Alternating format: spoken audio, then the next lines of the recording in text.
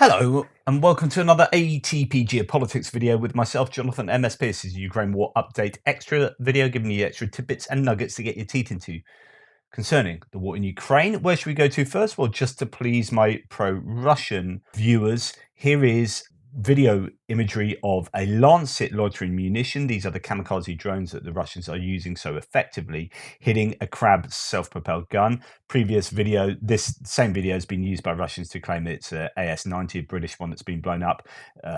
As often happens, they sort of jump on these things and claim X, Y, and Z.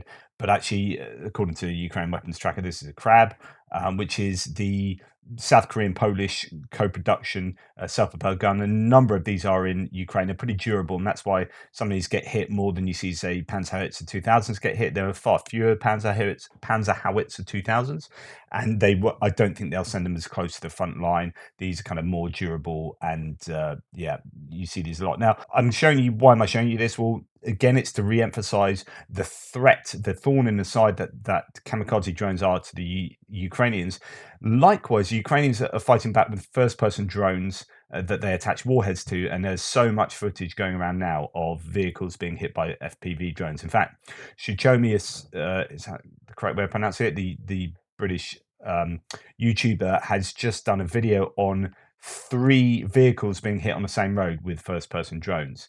So the Ukrainians are making their own, and in fact, I think they can make them cheaper and more effectively. Or sorry, they appear to be more effective. Some of these drones, these Lancet drones, there's a lot of variation in the success rate they have, because many of them don't have very high explosive load, and that means that some of them just bounce off some of the armor that they hit. But anyway, this is a Lancet, and the second point I want to show you this is talk about why would you park self-propelled howitzer just in the middle of nowhere? Like, if you're going to stop, try and camouflage yourself.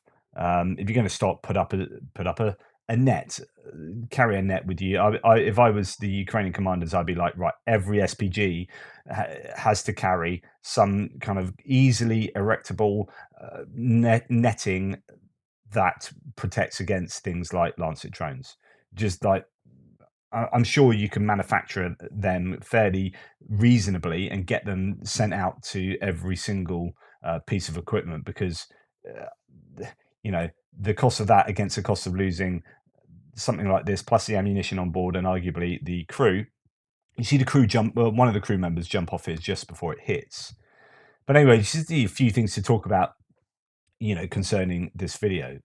Why stop? Again, stopping on the brown track. The contrast of this vehicle on the track means you are easy to spot. Here it is. 2 guys get out, actually, and in fact, you can see the 3 running, 4 of them, 4 crew running away there. That's quite interesting. See how close this drone is to these guys. It might be is zooming in, so actually it's not as close as you would think.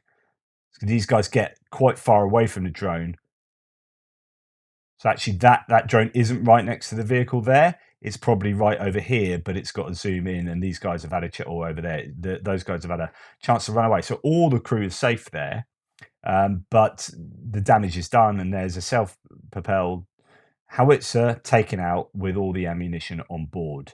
And that is obviously a big loss to the Russians, to the Ukrainians there. So yeah, Lancets, they are continually an issue. I'm going to come to that, I think, last. I like to do the Crimea history ones last. I'm going to talk to you about Seymour Hersh, Pulitzer Prize winning journalist, who is kind of anti-war, kind of anti-US these days. In fact, he just regurgitates Russian talking points. I have lost all respect for him recently. He did that Nord Stream 2 article that Oliver Alexander actually did an article in response to that, taking apart all the very precise claims that Seymour Hersh made. And I don't think, even if you think the US did the Nord Stream 2 pipeline bombing, there's no way they did it in the way that is suggested by Seymour Hersh. That is for sure. And I showed you a snippet from an interview, a TV interview he did recently, where I was absolutely gobsmacked at what he said. He basically was full on Russian appeasement. And I'm like, well, that's enough. I know all I need to know now about your positioning here. And there is, good reason that RT and other Russian propagandist outlets spout him, refer to him, interview him, use him a lot to kind of propagate their own agenda and narrative. Anyway, enough blathering. Here's Oliver Alexander doing a bit of a summary of Seymour Hersh's recent interview. He says he's really dialing the crazy and Russian talking points up to 11 in this latest interview. He starts off with the old Kiev was a feint, stating that Russia had no intention of attempting to take Kiev. And that's just complete nonsense. We know what they're planning. We even have plans. We had some captured plans from the Russians. It's just, yeah. When talking about Putin's speeches just prior to the invasion, Seymour Hersh says, but in the last 2 or a year and a half, he's been quite articulate again. This is Putin. He knows his facts, speaks with clarity. Hersh does state that he does not support, quote, someone who started the first major war in Europe since World War II. Well, okay, he doesn't support Putin, but what does he say? But he decides to follow this up by stating, quote, but one thing is clear, he did not use extreme force.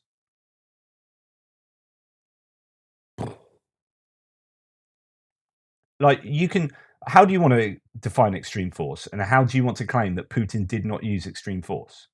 Like, S-300 missiles fired at civilian infrastructure. Kinzhal, hypersonic ballistic missiles. Cruise missiles, destroying the critical infrastructure, destroying cities. How about Butcher? Is that extreme force? How about cutting someone's head off with a knife? Is that extreme force? How about thermobaric munitions? How about conventional warfare? How about submarines, warships, planes dropping missiles, shooting off missiles? Just what planet are you on? Ugh. Here's someone I would have once probably quite supported a lot more in his writing. He goes on to imply that Putin only wants a neutral Ukraine and not to annex any part of it, as well as implying that the war is ongoing because of Zelensky in the West. It's just pure Russian narrative propaganda.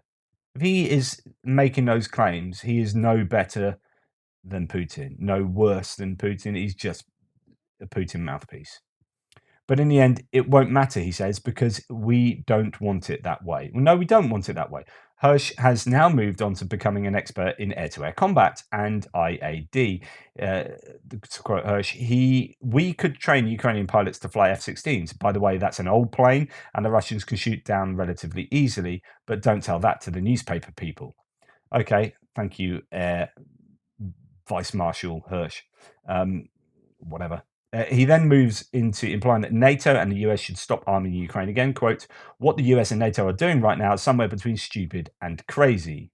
What? So, okay, we should just let Russia invade and that's it. It's just stupid and crazy to want to defend Ukraine against Russia. I'm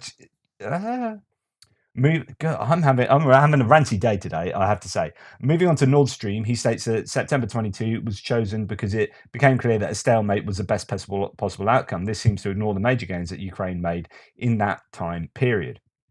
And he goes on, Oliver Alexander goes on to look at some of the claims to do with Nord Stream in a couple of places. Once again, Hersh decides to double down on the ridiculous claim that Russia hasn't sent in its main army yet. Quote, if Putin deploys his troops more decisively, things might go faster because he has kept his better trained troops in the rear until now.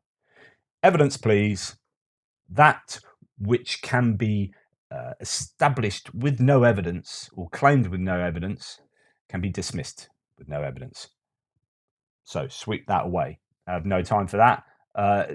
Might be a good claim if you can bring some receipts, but absent receipts, I won't give that any more time. And then some more claims on the particularities of the Nord Stream 2 claims that Hersh made. At this point, concludes Alexander, it does seem very much like Hersh was handed this story plus a few index cards with canned replies to questions whenever he tries to go off script. He ends up making a fool of himself because he doesn't know anything about the subject. Yes. Right, let's move on to Chris Owicki talking about mobilized Russian soldiers in the context of Wagner. So, mobilized Russian soldiers are reported to have been sold to the Wagner group when they arrived in Ukraine. More than 100 are said to have gone missing in the Luhansk region after refusing to sign mercenary contracts. One man says they fear they will be killed by Wagner. According to the independent Astra media group, on the 5th of April 2023, around 500 mobilized Russians, mostly from the Moscow, Voronezh, and Tver regions, were flown from Kursk to Rostov-on-Don, purportedly for training and attachment to a local military unit. However, Astra reports about 170 of the men were taken at night to the Stakhanov carriage works near Luhansk and told to sign contracts with Wagner representatives.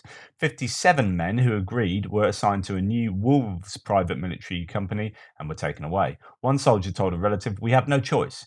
Those who said no, they've already been taken. I don't know what's happening to them now. It's the Wagners who have arrived."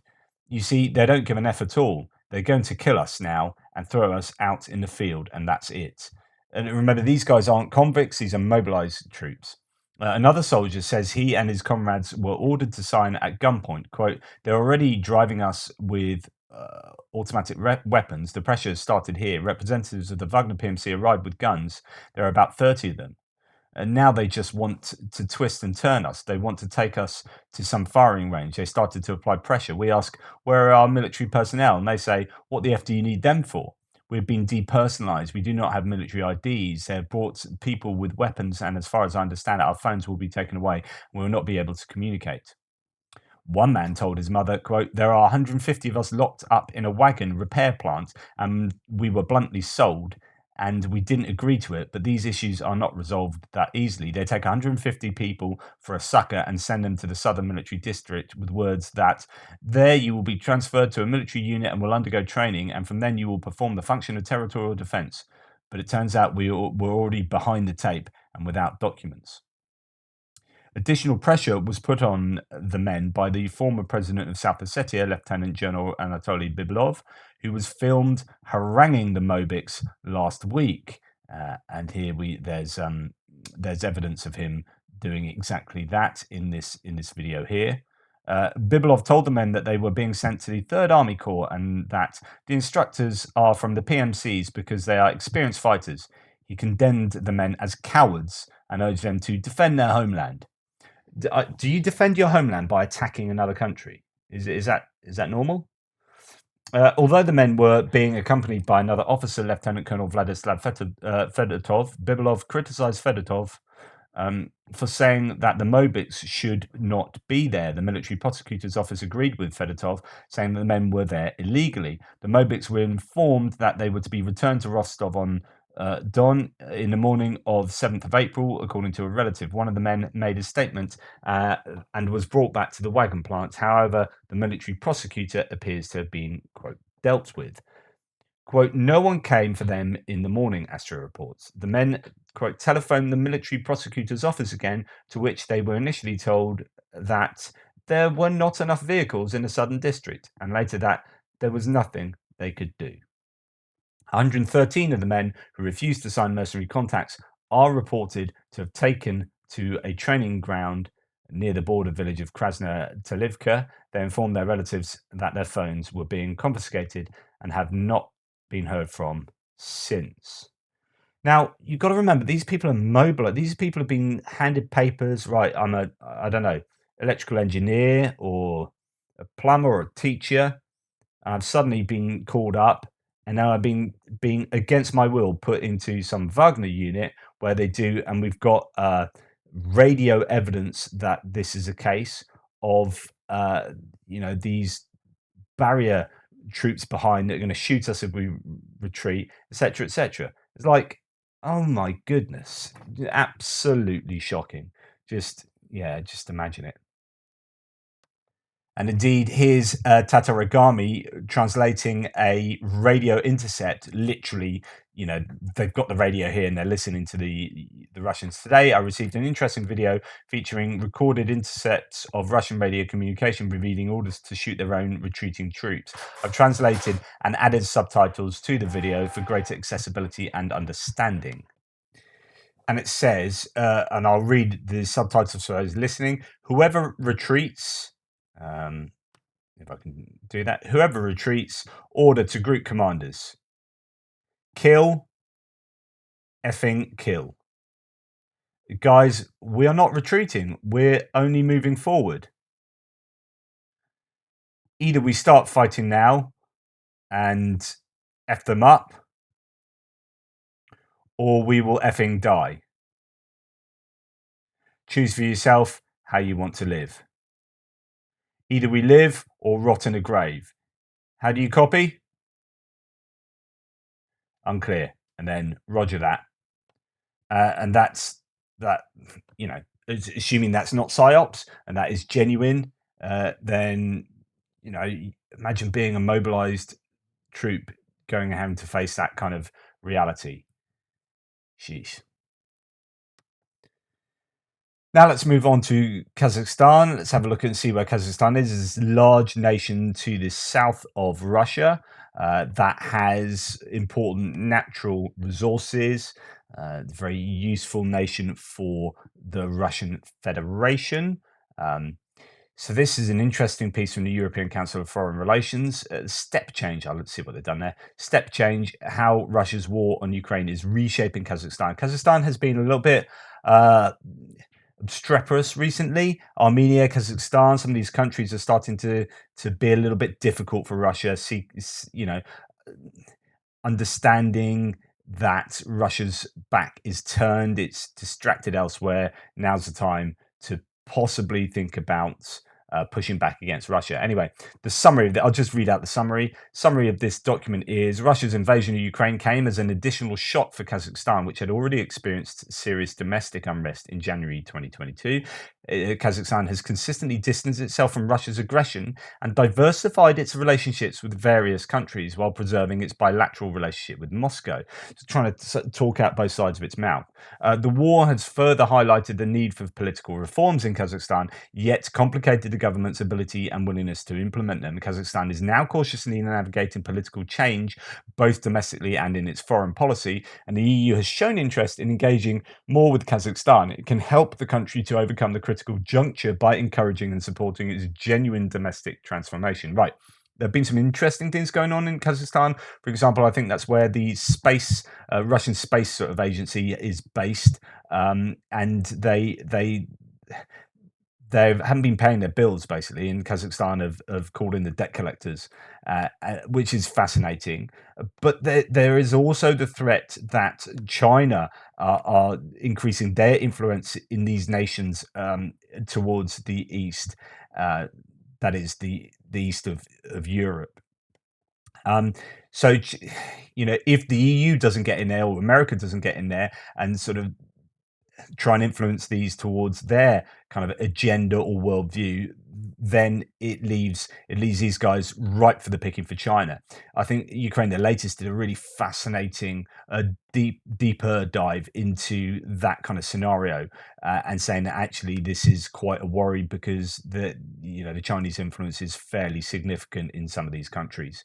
But anyway, yeah, I just find the kind of geopolitical ramifications of this war with Ukraine are quite fundamental, and there is a real chance of the Russian Federation breaking up, essentially, of dissolving. In fact, there's a great couple of videos that I'd advise you watch from Good Times, Bad Times. That's a YouTube channel, and I'll just go and find those videos. Yeah, so Good Times, Bad Times here. Russia's Collapse, Part 1 and Part 2. There's a Part 3 to come, I think. Really decent videos, a lot of quality content in there. You know, put it on 1.75 times speed and whiz your way through them, as I advise you do for all of my videos. Put them on faster so that you can get through the content and get on with your day. But yes, certainly worth looking into those. And, you know, the idea that there is a fragility to Russia, and there's a very real chance that it's just anyway, even if it doesn't dissolve and break up, it will just become a vassal state of China. There's that very real scenario, given that it's potentially on an economic precipice as it stands at the moment. I'm going to move just to talk a little bit about Finland again. So I hinted about this morning. Finland has joined NATO, and it appears that Russia hasn't really batted an eyelid. Uh, Not really, considering how big an issue NATO expansionism has been supposedly for Russia. Indeed, my point is largely, and I'm just going along with what the Ukraine latest were talking about a couple of days ago, which was that you know Ukraine going to war with Ukraine or invading Ukraine was at least largely to do with NATO expansionism, and they didn't want a NATO country on their border, and so now they've got a NATO country on their border. They've not done anything. Well, Putin weirdly said last year. Putin says Russia has no problems with Finland and Sweden in NATO, uh, which is interesting. So that was last year in May. And then more recently, Russia warns Finland's NATO membership risks escalating conflict. And that was back on April the 4th. And now they've joined NATO, and it's been like tumbleweed. Really interesting. And my opinion, and I know someone disagreed with me on my thread this morning, saying, well, actually, it's slightly different because Ukraine is in a different position to Finland. Finland isn't on the route into kind of Central Europe. It's not, it's up here in the north. And well, yes and no. In fact, I'll see if I can find that comment. So here's a comment, and I appreciate such comments. Radika Pereira saying Finland joining NATO is totally different animal to Ukraine joining NATO. To understand why, you just have to take a look at the topographical map of Europe and see where does the invading armies attack Russia in the last 2 centuries. Ukraine and Belarus are the highways to Russian heartland and not Finland. Even the Germans didn't pay too much attention to that front in World War II. It was called the poor man's front because it got the worst stuff. And then there's some pushback, and then he defends that. And actually, I understand that position. I disagree. Right, Finland is hugely important in terms of the Baltic Sea.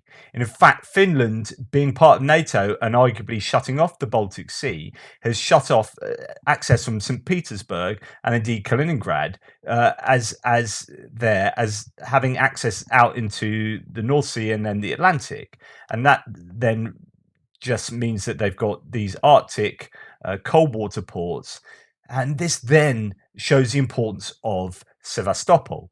And it's not about NATO expansionism. It's about access to Sevastopol. It's about global power and the use of their navy. So on the one hand, I kind of understand that Ukraine is slightly different from Finland, but on the other hand, actually, it's not because it has huge ramifications in terms of access, marine access to the North Sea and the Atlantic beyond. So yes and no, but I just think that it's not really about NATO. It's about things like Crimea. It's about Russian imperialism, and Finland's not as big a problem for Russian imperialism. It's not NATO that's annoyed Russia really. NATO expansionism, I think, is kind of an excuse. Really, it's about Russian imperialism. Anyway, you tell me what you think. Am I wrong, etc., etc.? It'd be good to know. Right, let's get on to Chris Owicki giving us some history and geography of Crimea. So he'll just summarise the previous installments of these that we've gone through. In this fifth and penultimate part of the short series of threads on the military history of Crimea, I'll cover the most recent invasion of Crimea, the 1943 to 44 Soviet reconquest of the peninsula, which had been conquered by Nazi Germany in 1941 to 2.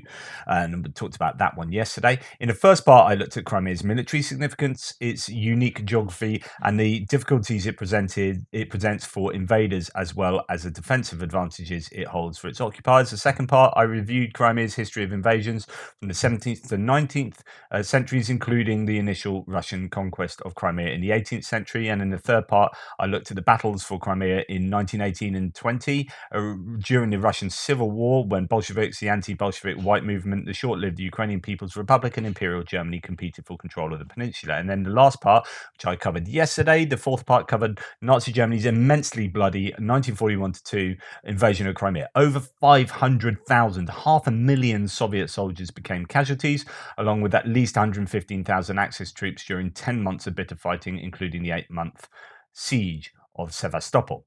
So the Germans invaded Crimea in 1941 with the intention of using it, as a stepping stone to the Caucasian oil fields. They managed to cross the Kerch Strait to invade the Soviet-held Taman Peninsula, but eventually had to retreat in the face of strong Soviet resistance. Following the Battle of Kursk in the summer of 1943, the Soviets launched the massive Battle of the Dnieper in August to December 1943. They pushed German-led forces out of eastern Ukraine, recaptured Kyiv, and isolated the Axis-held Crimean Peninsula. So you can see there that the Soviet army forced the Russians back. However, even though they were up to the Dnieper River, they still didn't have Crimea. Crimea was occupied by around 200,000 Axis military personnel, but only around 40,000 were combat troops. 2 German and 7 Romanian divisions of varying quality was stationed in the peninsula, along with an assortment of volunteer Slovaks, Azerbaijanis, and Georgians. The Axis forces faced over 460,000 Soviet troops, who had nearly 6,000 artillery pieces and 559 tanks. The Germans positioned what forces they could at the Perekop Isthmus in the northwest. Remember, this is the one to the west that has probably seen most of the military attacks of the 3 places you can cross. So you've got Chonha here, and you've got the Arabat Spit, joined at Heniches now by a bridge. So the Germans positioned what forces they could at Perekop Isthmus, the Chonha Peninsula in the north centre, and the Arabat Spit in the northeast. So all of these having defensive positions by the Germans. However, they neglected to guard the shore of the Saivash lagoons north of Crimea. Soldiers of the Soviet 10th Rifle Corps took advantage, identifying a spot where they could cross a 2.5 kilometer, a 1.5 mile wide stretch, which was only ankle deep due to wind and tidal conditions. So when it's low tide, it's possibly sort of 50 centimeters, so half a meter deep, depending on where it is. Obviously, at high tide, it's a lot deeper. And so the Soviets took advantage of that. The Soviets established a bridgehead on the Crimean mainland, bringing a few heavy weapons across the Saivash by sliding them over the mudflat in flat-bottomed boats. They were able to use this bridgehead to begin work on a pontoon bridge across the lagoon. On the 1st of November 1943, Soviet armoured units arrived at the Perekop Isthmus and promptly attacked. It was only weakly defended. Minefields were not yet in place, and a Slovak unit holding a central position retreated without blowing the bridges across the ancient Tatar ditch. The Soviets advanced over a kilometre before being stopped at Armyansk. They established a deep salient that German counterattacks were unable to push back. The front line in Crimea's northwest subsequently froze in place literally for the next 5 months. The Soviet troops on the Saivash shoreline faced appalling winter conditions, unable to dig trenches or find fresh water because the ground was so saturated with brine. As Major General Pyotr Koshevoy later wrote, "There was not a tree or bush around us stretched a boundless steppe, as flat as a table, and a drained white expanse of shallow salt lakes. There were not even any weeds visible, only here and there would sparse tuft of reddish-grey sage.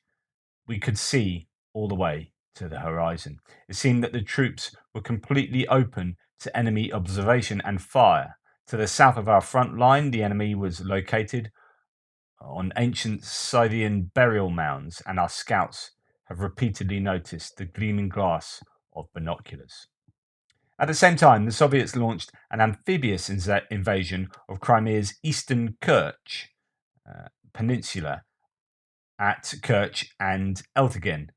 Although a bridgehead was established successfully east of Kerch, the attack at Eltigen was a costly failure. Nonetheless, it set up a new Soviet offensive.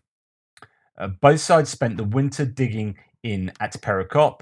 The Soviets dug trenches to narrow the distance between them and the Germans from about 1 kilometre to as little as 150 metres. The Germans dug their own trenches, planted mines, and then placed barbed wire across the peninsula. The Axis defences comprised three lines. The first around the Soviet salient at Perekop or Armiansk, and the second and third manned by Romanian troops at Ishin, 20 kilometers to the southeast. By this time, the Soviets had overwhelming air and artillery superiority. The Red Army attacked at 8 o'clock on the 8th of April 1944 with a massive artillery bombardment accompanied by the Soviet Air Force heavily bombing and strafing the defenders rather than relying solely on mass. The Soviets used smoke to conceal their advancing infantry. Soviet flamethrower tanks also employed to burn out Axis machine gun and anti-tank positions. Constant waves of Sturmovik ground attack aircraft hit exposed targets across the isthmus and pushed the defenders back towards Ishun during the 8th and 9th of April. On the 10th of April, the Soviets carried out an amphibious landing between Perekop and Ishun that the Germans were unable to repel. This convinced the Germans to abandon Perekop and retreat to Ishun, suffering heavy losses of personnel and equipment. However, the lines at Ishun were now severely endangered by a simultaneous Soviet advance from their positions to the north of the Sivash shoreline. Soviet engineers had built two pontoon bridges and across the Sivash, allowing heavy weapons and tanks to advance. In eastern Crimea, Soviet armies advanced from their bridgehead near Kerch to retake the Kerch Peninsula. It was clear by now that the Germans that the battle was lost. They ordered their forces to retreat to Sevastopol, abandoning the defences at Ishun and Chonhar. The Soviets rapidly advanced across Crimea, retaking all of its principal towns apart from Sevastopol, where the Germans and Romanians were attempting to evacuate as quickly as possible. By 4th of May, only 64,000 Axis troops were left in Crimea against 400,000 Soviets. The Germans and Romanians were in no position to defend Sevastopol for long. There was no second siege. Constant Soviet attacks pushed back the Axis forces into a shrinking perimeter on the Chersoneso Peninsula west of Sevastopol, from where many were evacuated. So it's just down there. The last Axis troops in Crimea were overrun on the 13th of May. In a month of fighting, the Soviets had retaken the whole of Crimea at a cost of 84,819 casualties, including 17,754 dead or missing. The Axis casualties were far higher at 96,000, including 57,500 dead or missing. This is very different from the previous attack where the Germans took the Soviets on, and the Soviets lost a massive number of troops. There was a far more, efficient way of taking Crimea this time around. So 4 years of fighting in Crimea had resulted in around 700,000 Soviet casualties and over 250,000 Axis casualties. At least 60,000 Germans and 15,000 Romanians were dead or missing, a loss that Germany and Romania could ill afford and for little strategic benefit. Following the reconquest, Stalin had the entire Crimean Tatar population, nearly 200,000 people. So these are indigenous population, as much as that can be the case as in any kind of transient population areas. Nearly 200,000 people deported to Uzbekistan or gulag labor camps. So it's not like the wonderful liberation of Crimea, is it? Very similar sort of scenes we're seeing played across occupied territories in Ukraine to some degree. Accused of collaboration with the Germans, more than half died within 3 years. The survivors were not allowed home until the 1980s. Crimea was systematically Russified after the war. The deserted Tatar towns and villages were given Russian names and ethnic Russian settlers were moved in, but the peninsula stayed poor and underdeveloped until after Khrushchev transferred it to the Ukrainian control in the 1950s. Of course, needing to get water from mainland Ukraine, it was always going to be difficult without sort of tying it infrastructurally to Ukraine, and Khrushchev gave it, to Ukraine or back to Ukraine. Depends how you want to frame these things, but this is the way that Russians do things, which is move populations out or move their populations in. So a mixture of deportation and also, immigration on a mass scale, so that you kind of rather than these maritime empires, Britain would go across the world and stick a flag in a country, but there would be a kind of rulership, maybe of the British. Think about the Raj in India or whatever. Whereas, we would take maybe some of the rich and higher classes of society across these places to run plantations or what have you. Whereas Russia, very much with a more localized empire, would just bring people in en masse, and they've done that in Crimea since 2014, right? Bring Russian population in to supplant the existing population there, or to mix with them, such that eventually, it is just a naturalized Russian area. That would be my understanding. Anyway, in the next and final part of this thread series, I'll review the lessons learned from the various invasions of Crimea and consider the challenges that Ukraine might face if it wants to retake the peninsula by force. Anyway, hopefully that was useful for you. I really appreciate you watching this video, and thanks so much to Chris Owicki there. I mean, really great thread of stimulating stuff. So please do like, subscribe, and share, and support my work in all the ways you can if you want to. I really appreciate that. As I said, I might not be able to produce videos tomorrow morning. I'll be away with one of my twins playing in a rugby tournament all morning. But I don't know what time we'll be getting back in the day. It'll probably be mid to late afternoon. So I may or may not get round to my videos tomorrow. We'll have to see. Anyway, toodle pips, take care.